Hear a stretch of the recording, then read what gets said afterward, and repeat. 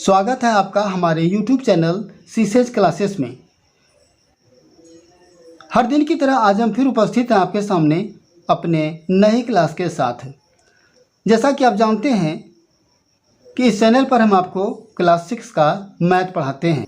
पिछले क्लास में हमने अध्याय 7 के प्रश्नावली 7(2) को हल किया था और उसी क्रम में आज हम अध्याय 7 के ही प्रश्नावली 7(3) के कुछ सवाल हम आपको हल कर बताएंगे। तो आइए आज का क्लास स्टार्ट करते हैं। लेकिन स्टार्ट करने से पहले आपसे अनुरोध है कि अगर आपने अभी तक हमारे चैनल को सब्सक्राइब नहीं किया है तो सब्सक्राइब कर लें, साथ ही बेल आइकन को भी प्रेस कर दें, जिससे हमारे अगले क्लास का नोटिफिकेशन आपको सबसे पहले मिल जाया करेगी। और वीडियो को लाइक और शेयर करना न भूलें। तो आइए आज का क्लास स्टार्ट करते हैं। प्रश्नावली 7(3) के सवाल नंबर 3 से आप देख रहे हैं कि सवाल नंबर 3 में कहा जा रहा है कि निम्न में से प्रत्येक में खाली स्थान को सही संख्या से प्रतिस्थापित कीजिए। यानी हमें कुछ भिन्न दिए गए हैं। प्रत्येक सवाल में A, B, C, D और E, ये 5 सवाल इसमें हैं। इसमें हमें इन खाली स्थानों को भरना है, ठीक है ना। तो आइए देखते हैं। आप देख रहे हैं कि 2/7 है बराबर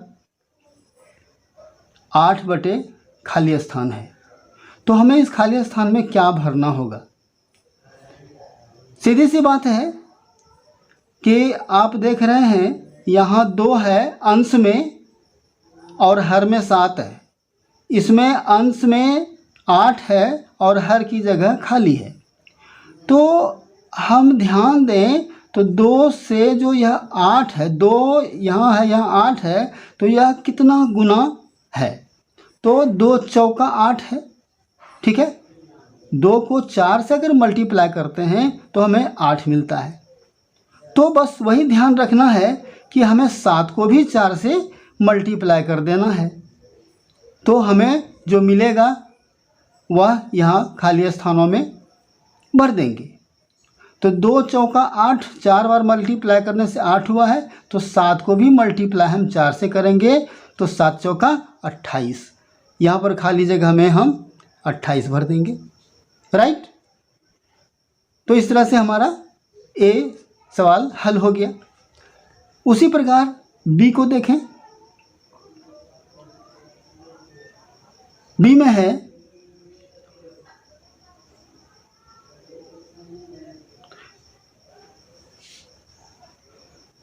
5/8 और बराबर 10 खाली जगह। यहाँ भी आप देखें तो 5 को हम किस संख्या से मल्टीप्लाई करें जो 10 होगा, उसी संख्या से हमें 8 को भी मल्टीप्लाई करना होगा, ठीक है। तो 5 दूनी 10, 2 से मल्टीप्लाई किए तो 10 हुआ। उसी 2 से हम 8 को भी मल्टीप्लाई कर देंगे तो 8 दूने 16, यानी यहाँ पर हम क्या भरेंगे? 16 भर देंगे। ये हमारा आंसर हुआ। आइए C को देखते हैं। यहाँ पर 3/5 है, यानी अंश की जगह पर 3 है और हर की जगह पर 5 है। तो यहाँ पर हमें अंश के जगह पर खाली स्थान है और हर में 20 है। तो 5 को हम किस संख्या से मल्टीप्लाई करेंगे तो 20 होगा? 5 चौका 20, 4 बार 4 से मल्टीप्लाई करने पर हमें 20 प्राप्त होगा। तो उसी 4 से हमें इस 3 को भी मल्टीप्लाई करना होगा। तो 3 चौका 12, यानी इस खाली स्थान पर हम 12 को फिल करेंगे। D नंबर उसी प्रकार से 45 है अंश में और हर में 60 है और यहाँ पर अंश में 15 है, हर में खाली जगह है। तो यहाँ पर 45 है, यहाँ 15 है। तो 45 15 में 15 से यह कितना मल्टीप्लाई करने पर हमें 45 मिलता है? तो 15 तिया 45, 3 बार अगर मल्टीप्लाई करते हैं तो हमें 45 मिलता है। प्रश्न डी देखिए, यहाँ पर अंश की जगह पर 45 है और हर की जगह पर 60 है। यहाँ पर अंश 15 है और हर का स्थान खाली है। तो हम देखेंगे कि 15 को किस संख्या से मल्टीप्लाई करने पर 45 होता है। जाहिर है कि 15 को 3 से मल्टीप्लाई करेंगे तो 45 होगा, 15 तिया 45, है ना। तो अब 60 को लाने के लिए हमें किस संख्या को 3 से गुना करना होगा जो हमें 60 मिलेगा। तो 20 को अगर हम 3 से गुना करते हैं तो 20 तिया 60 हो जाएगा, यानी खाली स्थान में हम 20 भर देंगे। राइट। आइए अब ई नंबर को देखते हैं। यहाँ पर 4 को 6 से मल्टीप्लाई करने पर 24 होता है, 4 छक 24, है ना। तो यहाँ पर 18 किस संख्या को गुना करने पर, किस संख्या को 3 से गुना करने पर हमें 18 होगा, है ना। तो 3 छक 18, है ना, यानी इसे हमें 3 से 3 खाली जगह में 3 भरना होगा, 3 छक 18, ठीक है। तो इस प्रकार हमें 3 नंबर के सारे सवाल का आंसर प्राप्त हो गया, ठीक है। आइए 4 नंबर को लेते हैं। 4 नंबर में पूछा जा रहा है कि 3/5 के तुल्य वह भिन्न ज्ञात कीजिए जिसका ए हर 20 है, बी अंश 9 है, सी हर 30 है और डी अंश 27 है, ठीक है। तो इसके लिए हम प्लेन पेपर का उपयोग करते हैं और 3/5 के तुल्य भिन्न क्या होंगे यदि हर 20 है। तो आइए यहीं पर हल कर लेते हैं। तो 3/5 है ना, तो हर 20 है, अब बराबर हर क्या हो जाएगा 20 है। तो ऊपर के सवाल के ही भांति हम 5 चौका 20 हुआ है, 5 चौका 20, तो इसे भी हम 4 से मल्टीप्लाई कर देंगे, 3 चौका 12, यानी आंसर हमारा क्या होगा 12/20, ठीक है। आइए बी को देखते हैं। अंश है 9, तो हमारा सवाल है 3/5, है ना। तो हमारा अंश बोल रहा है कि 9 है, 9, तो हमें हर क्या होगा, तो 3 से 3 को मल्टीप्लाई करेंगे तो 9 होगा, है ना। 3 से मल्टीप्लाई किए तो 9 हुआ, तो 5 को भी 3 से मल्टीप्लाई करेंगे तो 5 तिया 15, यानी 15 हो जाएगा, ठीक है। अब सी नंबर में है कि हर 30 है, यानी 3/5 का हर है 30, ठीक है, हर है 30, तो हमें अंश क्या होगा, 5 छक 30, 6 बार मल्टीप्लाई किए तो 30 हुआ, तो 3 को भी 6 बार मल्टीप्लाई करेंगे, 3 छका 18, मिल गया हमें आंसर। फिर डी नंबर 3/5 है और हमें अंश होना चाहिए 27, तो हर क्या होगा, 3 को 9 से मल्टीप्लाई करेंगे तो 27 होगा। तो उसी प्रकार हम 5 को भी 9 से मल्टीप्लाई कर देंगे तो 9 पचे 45, ये हमारा तुल्य भिन्न, सभी का तुल्य भिन्न प्राप्त हो गया, है ना। आइए 5 नंबर देखते हैं। 36/48 के तुल्य वह भिन्न ज्ञात कीजिए जिसका अंश 9 है। सेम 4 नंबर की तरह ही हम इसे हल करेंगे। तो 36/48, है ना, अंश होना चाहिए 9, है ना, तो हर क्या होगा, 9 चौका 36, 9 से अगर हम इसमें भागा दें तो 4 बार भागा लगेगा, यानी कि 4 से इसे अगर मल्टीप्लाई करेंगे तो हमें 36 मिलेगा। तो कितने से हम मल्टीप्लाई करेंगे 4 बार जो हमें 48 प्राप्त होगा, तो 12वां संख्या होगी, 12 चौका 48, ठीक है, यह तुल्य भिन्न इसका हो गया। आइए अब देखते हैं 36/48, हर है 4, हर 4 है तो अंश क्या होगा? तो 4 से इसे अगर हम भागा करेंगे, बटे चौका 48 है ना, और 36 को यानी किस संख्या को 12 से गुना करेंगे तो हमें 36 प्राप्त होगा। तो 3 को अगर 12 से हम मल्टीप्लाई करते हैं तो 36 प्राप्त हो जाएगा। इसलिए हमारा यह तुल्य भिन्न प्राप्त हो गया। इस प्रकार हमारा 5 नंबर का भी प्रश्न हल हो गया। 6 नंबर में आइए, जांच कीजिए कि निम्न भिन्न तुल्य है या नहीं। हमें यह जांच कर देखना होगा कि ये सारे जो 2 भिन्न दिए गए हैं वे तुल्य हैं या नहीं हैं, है ना। पहले प्रश्न ए को देखिए, यहाँ पर अंश 5 है, यहाँ अंश 30 है। तो यह तो 5 छक 30, 6 बार को अगर इसे मल्टीप्लाई करते हैं 30 हमें प्राप्त हो जाता है ना। और 9 को अगर 6 से मल्टीप्लाई करते हैं तो 54 प्राप्त हो जाता है। इसलिए यह क्या है? तुल्य भिन्न है। ठीक है, आइए बी को देखते हैं। यहाँ पर अंश 3 है और यहाँ 12 है। तो 3 को अगर 4 से मल्टीप्लाई करते हैं तो हमें 12 प्राप्त हो जाता है। लेकिन 10 को यदि 4 से मल्टीप्लाई करते हैं तो हमें 40 मिलता है, लेकिन यहाँ पर दिया गया है 50, इसलिए यह तुल्य भिन्न नहीं है। ठीक है, सी नंबर देखिए, 7/13 है।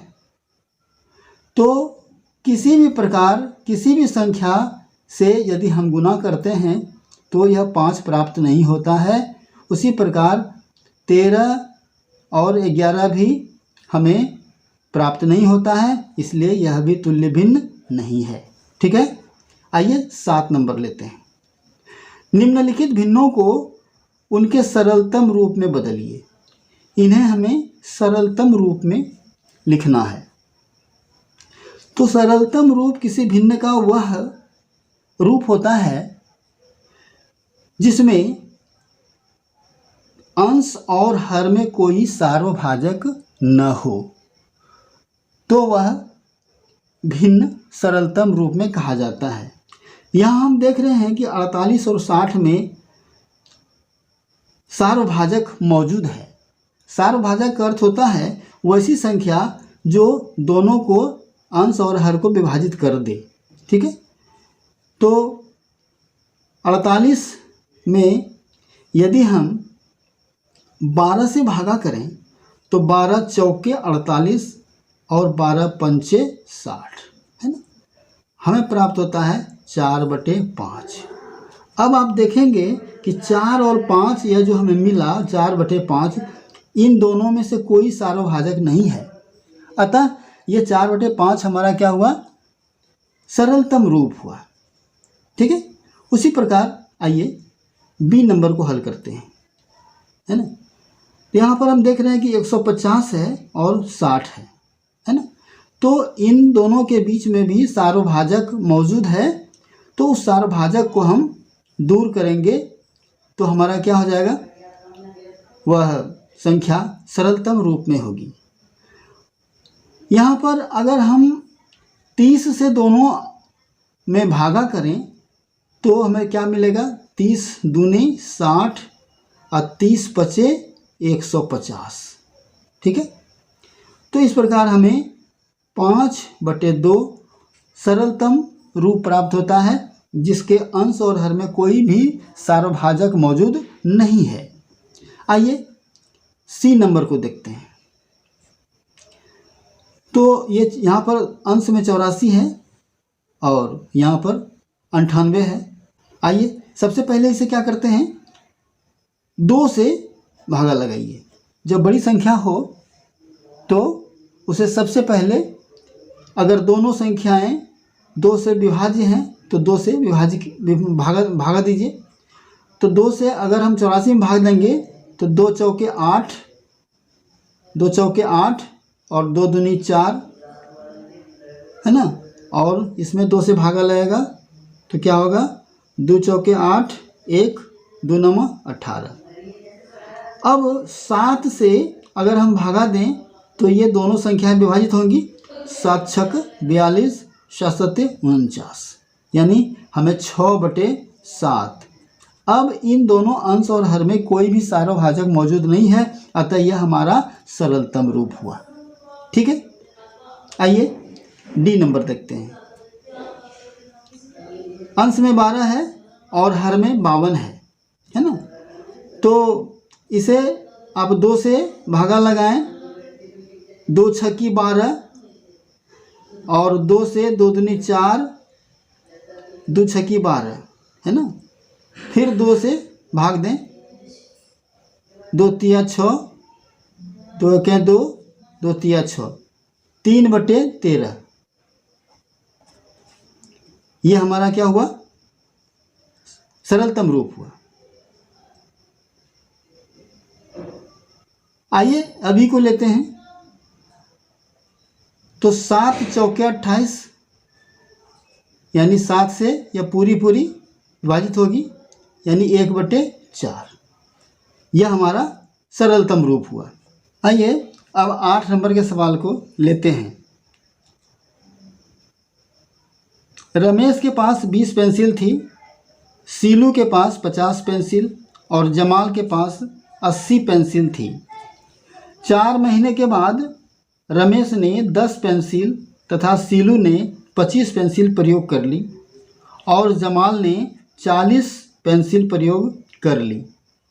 प्रत्येक ने अपनी पेंसिलों की कौन सी भिन्न प्रयोग कर ली? जांच कीजिए कि प्रत्येक ने अपनी पेंसिलों की समान भिन्न प्रयोग की है। ठीक है, तो आइए इसे प्लेन पेपर पर हम समझने का प्रयास करते हैं। तो सीलू के पास, रमेश के पास है ना, रमेश के पास है ना 20 पेंसिल थी, 20 थी है ना। अब उसने खर्च कितना किया? प्रयोग रमेश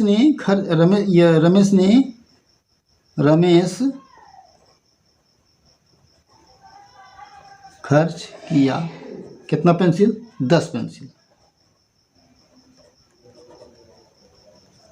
तो बच क्या गया उसके पास? तो 20 में से 10 खर्च किया, यानी 10/20। ये उनके पास भाग बच गया पेंसिल का। इसे आप सरलतम रूप में ले आएं, जैसे हमने अभी बताया आपको।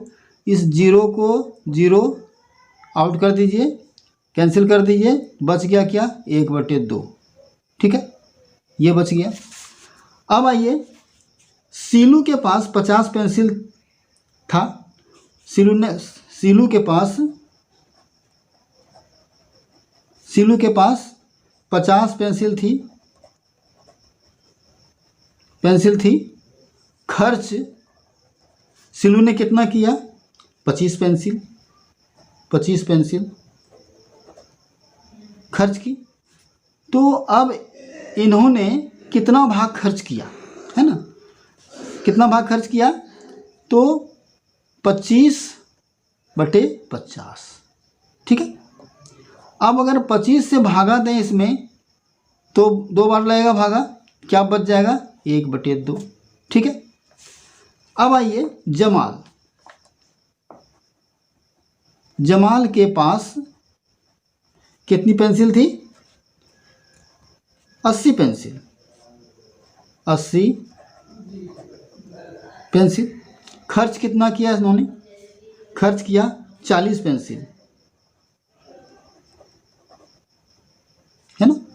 तो अब इन्होंने कितना खर्च किया? तो 40/80 है ना।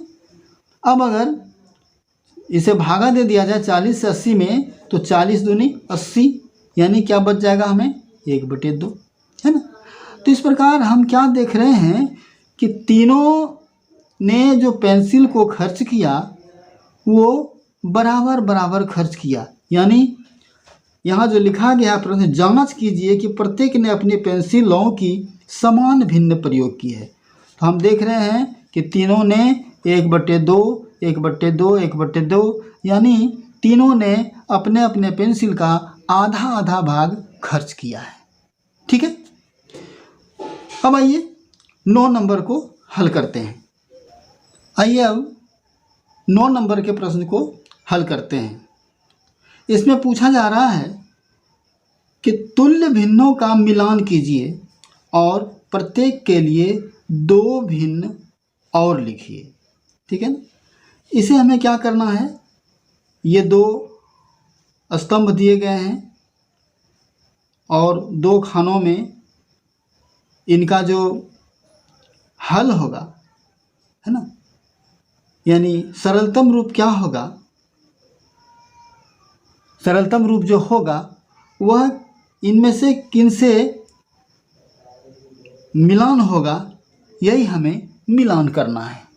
ठीक है, तो आइए इस सवाल को, इस प्रश्न को हमने प्लेन पेपर पर नोट कर लिया है और इसे हम आपको बताते हैं।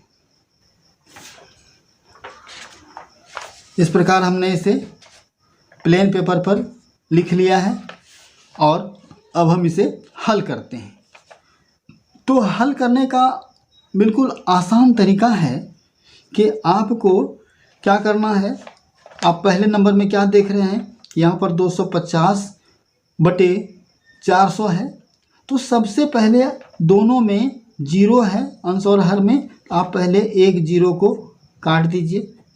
अब क्या बच गया, 25/40। तो दोनों संख्याएं 5 से विभाजित हैं, 5 हैं 25 और 5 अट्ठे 40। क्या बच गया, 5/8। अब देखिए यह किन से मेल खा रहा है, 5/8 कहाँ है, यहाँ है डी नंबर में। ठीक है, तो हमारा आंसर जो होगा 1 नंबर मिलान करेगा हमारा डी नंबर से, है ना, डी नंबर से। इस प्रकार से हमारा आंसर हो गया। ठीक है, आइए अब दूसरे प्रश्न को देखते हैं। यहाँ भी उसी प्रकार से हमें इस 0 को कट कर देना है और यहाँ पर बच जाता है शेष 18/20, है ना। तो इसे हम 2 से विभाजित करते हैं, तो 2 9 18 और 2 दहाई 20, है ना, 9/10 बचता है। तो 9/10 देखिए हमें कहाँ है, ई नंबर में टैली कर रहा है ना। तो 2 नंबर ई से टैली कर रहा है, इसलिए हम लिखेंगे 2 ई नंबर। ठीक है, अब आइए तीसरे नंबर में। यहाँ भी आप देख रहे हैं 0 0 है, 0 को कट कीजिए, है ना। यहाँ पर 66 बचता है और 99। तो ये दोनों संख्याएं 3 से विभाजित हैं, तो इसे भागा दीजिए। 3 दूनी 6, 3 दूनी 6, है ना, 3 तिया 9, 3 तिया 9। ठीक है, अब ये दोनों संख्याएं फिर से 11 से विभाज्य हैं। 11 दूनी 22, 11 तिया 33, यानी 2/3 बचता है, 2/3। यह देखिए किससे टैली कर रहा है, 2/3 1 नंबर से टैली कर रहा है ना। तो हम लिखेंगे 3 नंबर टैली कर रहा है किससे, ए नंबर से। ठीक है, अब आइए 4 में। तो 4 में भी उसी प्रकार हम इस 0 0 को कट आउट कर देंगे, बच जाएगा 18 और 36। 18 से पूरा भाग, 18 दूनी 36, यानी 1/2 बचेगा, है ना। अब 1/2 कहाँ है, सी से मैच कर रहा है ना। तो 4 नंबर हमारा सी से मैच कर रहा है, सी से। ठीक है, आइए 5 को देखते हैं। 5 में भी 0 दोनों में है, अंश और हर में, तो इसे कट आउट कर दीजिए। बच गया यहाँ 22 और 55। तो 11 से अगर भागा देते हैं तो दोनों विभाजित हो जाता है। 11 दूनी 22, 11 5 55, है ना।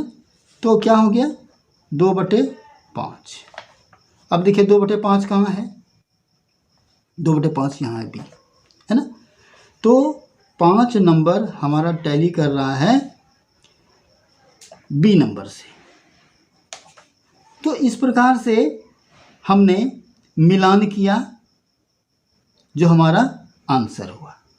ठीक है, तो आज के क्लास में आपने प्रश्नावली 7(3) के सवालों को देखा और हमने आपको हल करके बताया। आपको कैसा लगा आज का क्लास, प्लीज़ कमेंट अवश्य करें।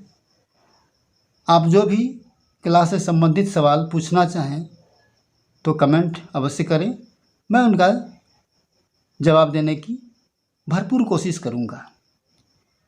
आइए फिर मिलते हैं अगले क्लास में, तब तक के लिए जय हिंद।